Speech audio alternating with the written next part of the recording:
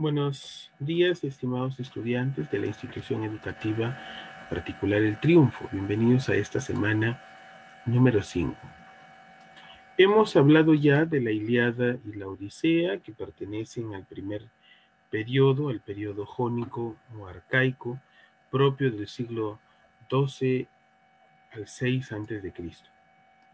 Hemos hablado específicamente en el género épico de Homero, y el día de hoy vamos a hablar sobre Safo en el género lírico y Esopo en el género narrativo. Sobre Safo nosotros podemos mencionar algunos detalles importantes. Primero, que fue considerada, Platón la llamó la 10ª musa, ¿ya? Es la principal exponente de la poesía lírica en Grecia.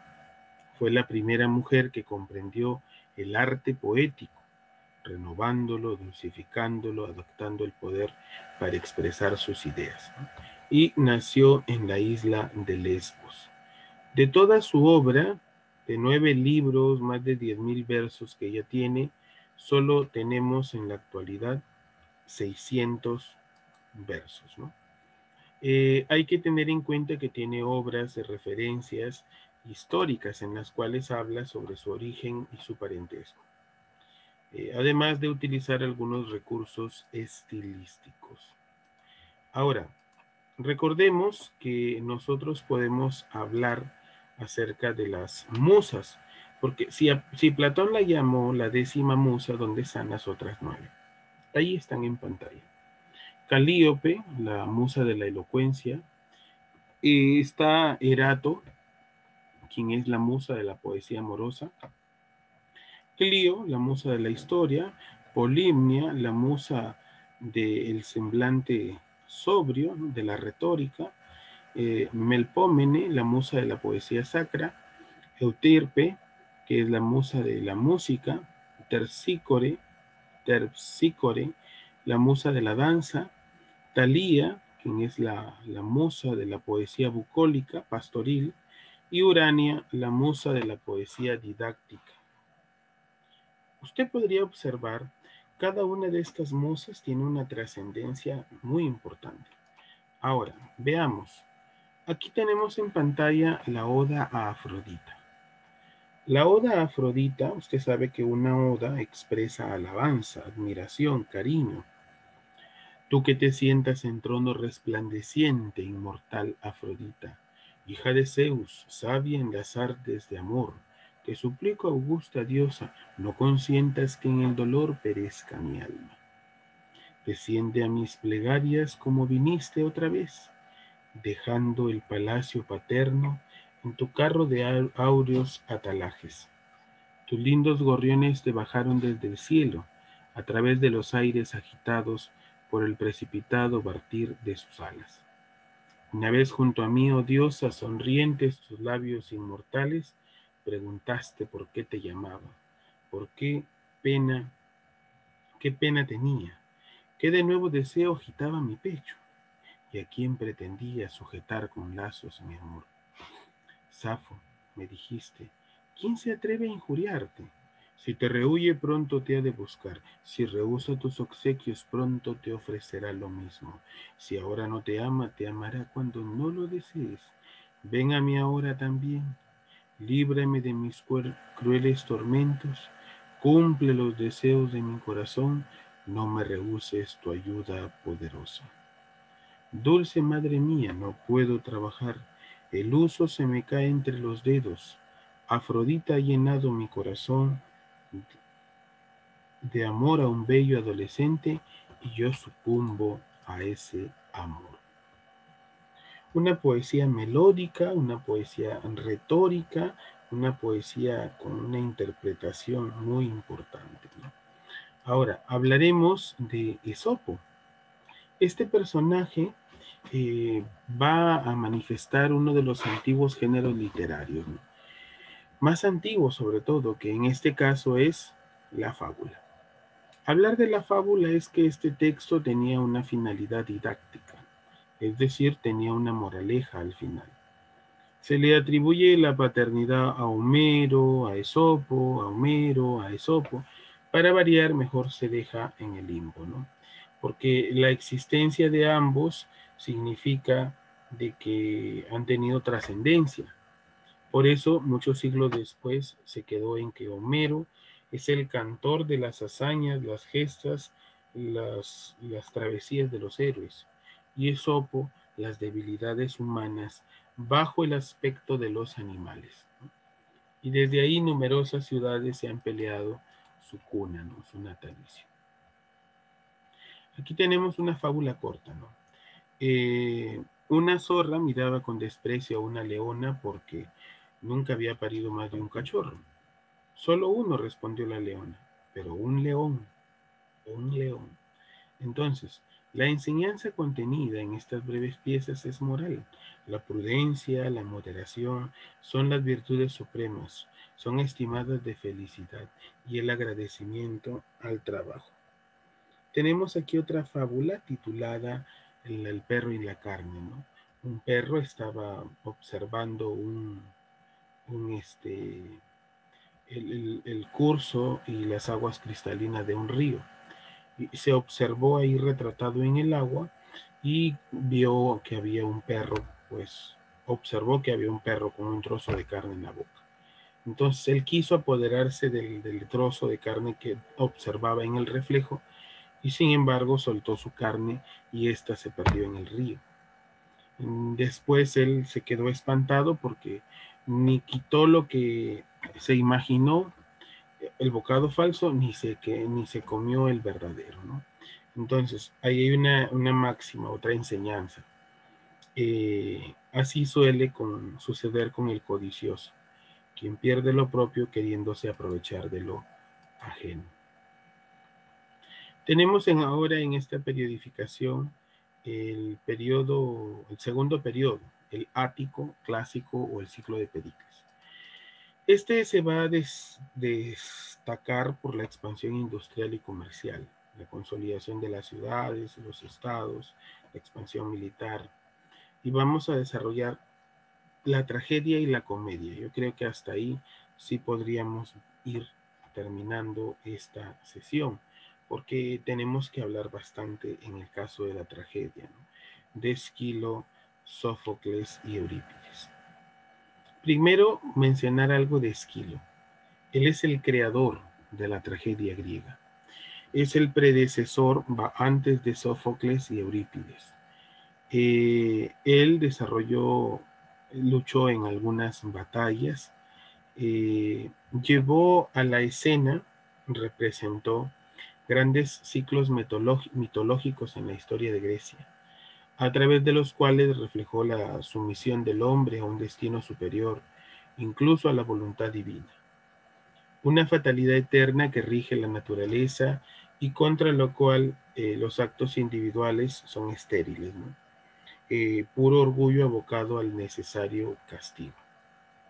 De Esquilo tiene una obra titulada Los siete contra que se representó en el año 468 a.C.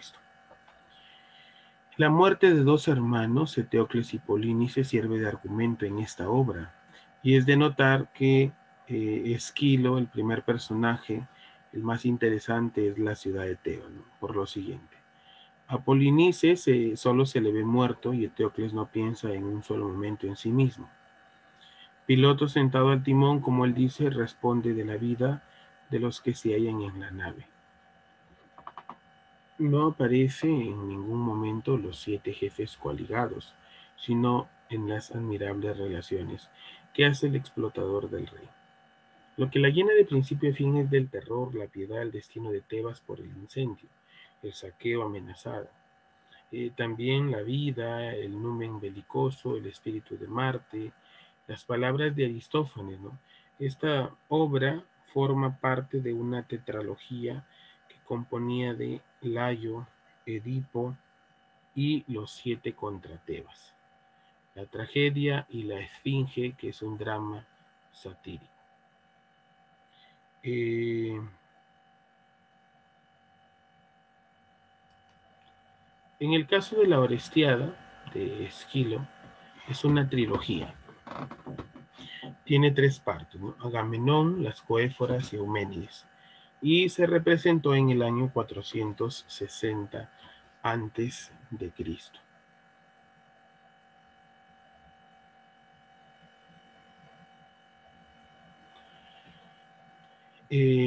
Agamenón regresa de Troya, vencedor, y en el mismo día es asesinado por su esposa Clitemnestra y por Egisto.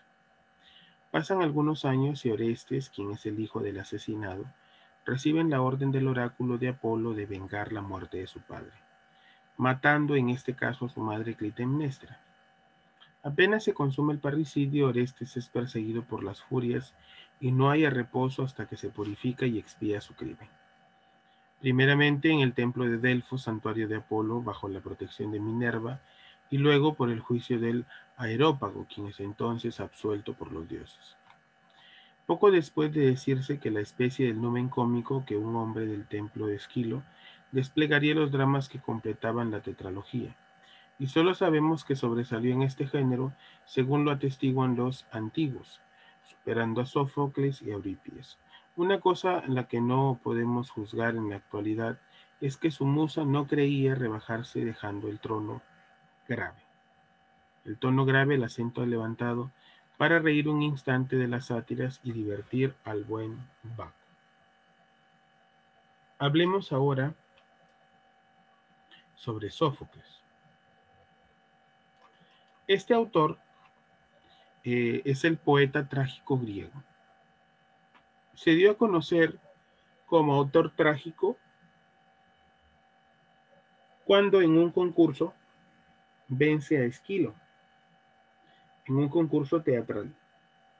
A raíz de eso, bueno, este concurso se celebraba anualmente en las fiestas en honor a Dionisio y cuyo dominador era en este caso Esquilo. Tiene un seudónimo, se le llamaba la abeja ática. Comenzó su carrera literaria sin parangón, sin comparación, ¿no? Sófocles llegó a escribir aproximadamente 123 tragedias, de las cuales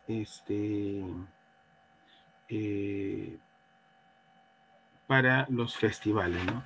En las que se adjudicó 24 victorias, frente a las 13 que había logrado Esquilo, y se convirtió entonces en una figura importante para Atenea. Ahora, es amigo de Herodoto, Pericles, no mostró mucho interés por la política, pese a lo cual fue elegido 2 veces estratego y participó en la expedición contra Samos. Este acontecimiento lo recoge Plutarco en su obra Vidas Paralelas, en el cual hay 26, 28 narraciones. De él podemos mencionar que su producción literaria es enorme. De las 123 obras que él escribió, solo se conservan algunos fragmentos, ¿no? Tiene tan solo 7 tragedias completas, las cuales son Antígona, Edipo Rey, Algias, Traquinias, Filoctetes, Edipo en Colona y Electra. En Antígona se oponen se oponen 2 leyes, la de la ciudad y la de la sangre. Antígona quiere dar sepultura a su hermano muerto, que se había levantado contra la ciudad ante la oposición del tirano Creonte, quien al negarle sepultura pretende dar ejemplo a la ciudad. La tensión del enfrentamiento mantiene en todo momento la complejidad, el equilibrio, el destino trágico que se abate sobre los dos. En la obra Edipo Rey es la más importante de ellos, ¿no? Aristóteles la consideraba en su poética como la más perfecta, representativa de las tragedias griegas, ¿no? En esta se habla de la catarsis, que es el remordimiento que uno sufre por un acto que ha hecho. Es inmejorable, ¿no? Por su ironía trágica y las expresiones que manifiestan los personajes. De una u otra manera, se muestra en esta obra que una vez que intentan buscar al culpable de la desgracia, se da cuenta que es él mismo, entonces no puede o no ha transgredido la idea de los perdón, el destino que los dioses le habían presagiado.